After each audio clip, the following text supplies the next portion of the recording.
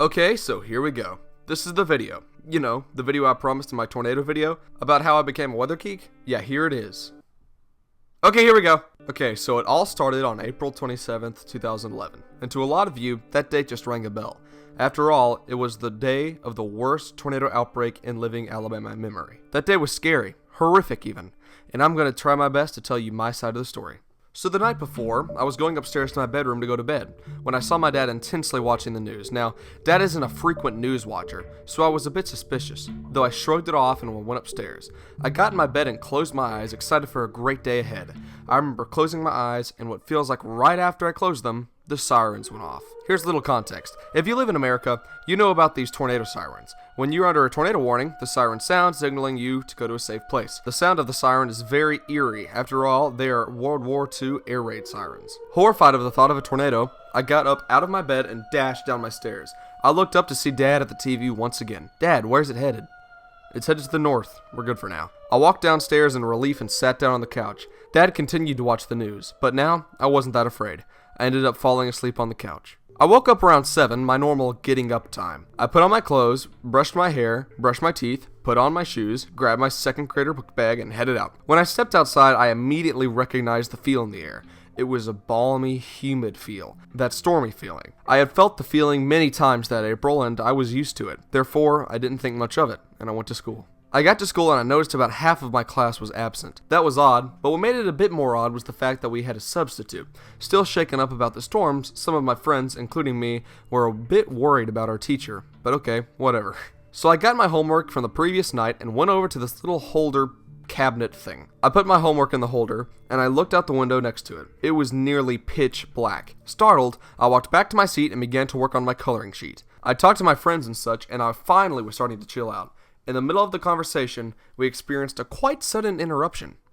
A tornado siren. We started to panic, but the sub calmed us down and followed us through our regular tornado drill procedures. Look overhead, go into the hall, and sit down crisscross applesauce up against the wall. We followed the procedures and sat down in the hall. Kids were horrified, but we had to keep quiet. We didn't want to get in trouble. As everyone was quieting down, you could feel the nervous energy in the air. We had had tornado warnings so much that year, but this one felt different from the others. The teacher seemed a bit more worried than the other times. Finally, the tornado warning expired and we were allowed to go back into our classrooms. Hours passed and we still continued to do our little worksheets. Then, it happens again. The sirens go off once again and the kids sigh. We go through the procedure and we sit down in the hall. I was sitting next to Grayson, and you guessed it, Cassidy. What's going on? This is 2 in 1 day. Dude, I don't know, but I'm terrified. Why are we even in school? I have no idea. And suddenly, out of nowhere, the wind picked up and the power began to flicker.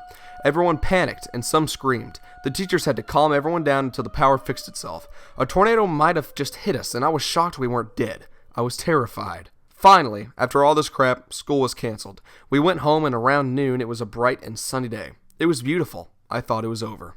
Meanwhile, my dad was leaving his office. People were allowed to go home, so he got in his truck and headed towards his family's farm. He had heard reports of a small tornado hit parts of my town, and he knew that if it hit our town, it would probably hit his family's farm. Dad got to the farm to observe the damage. There was little to none. The farm seemed to be fine. Dad put his hands on his hips and looked southwest. He saw a real bad thunderstorm in the distance. It was a supercell, a storm capable of producing large hail, very gusty winds, and a tornado. Dad decided he needed to head home, so he got in the truck and started for home. He turned on the radio to hear countless reports of tornadoes all across Alabama. He heard the meteorologist talk about different storms across the viewing area, and there were too many to count. There were countless tornado warnings for the entire state. Dad drove down the road heading east, as fast as he could, basically racing a supercell back to his home. He finally came to a stop, and he was able to turn to finally get home. But then he noticed something in the sky. Dad had always heard that in a tornado, the skies turn green. He never believed it until now. The sky was green and there was debris falling down from the sky. Pieces of cardboard, bricks, clothes, cement, and so many devastating things. Dad sat there in shock, and as soon as the light turned green, Dad turned on the thrusters to home. Dad finally reached the house and basically busted down the door. We need to get into the tornado shelter now. I looked over to Dad, now extra horrified. The sirens had been going off all day, but according to Dad, this one was bad news. I ran to get my shoes on, and my sister and Mom came running out of their rooms to come with us. We had ponchos, but we weren't going to use them. There was no time. I put on my old shoes and booked it for the neighbor's house. It was raining super hard, and we finally made it to the shelter where we sat down and just listened to the radio. I was scared out of my mind. I cried a little, to be honest. We could hear the bang of hail as it hit the door. I was, again, horrified. Finally, after what seemed like forever, it came to a stop.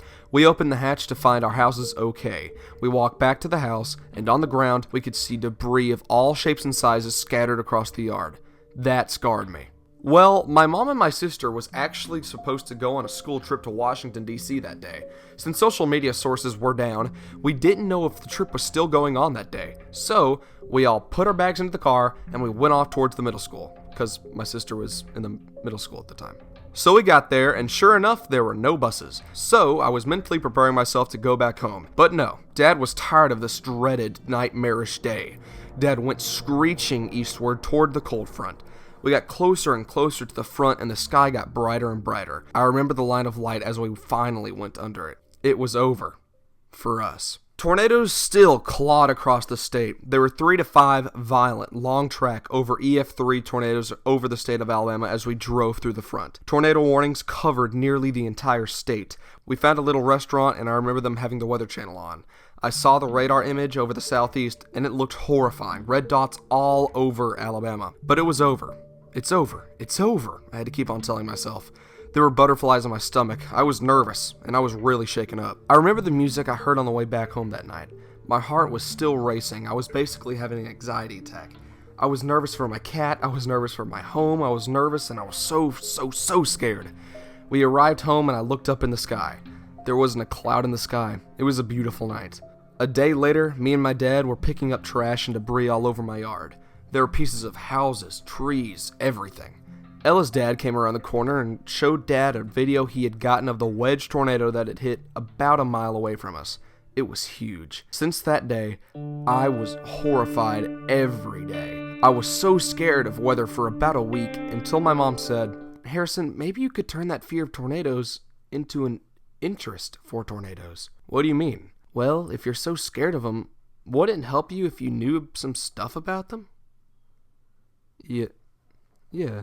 So, for the next year, my knowledge grew and grew when it came to weather.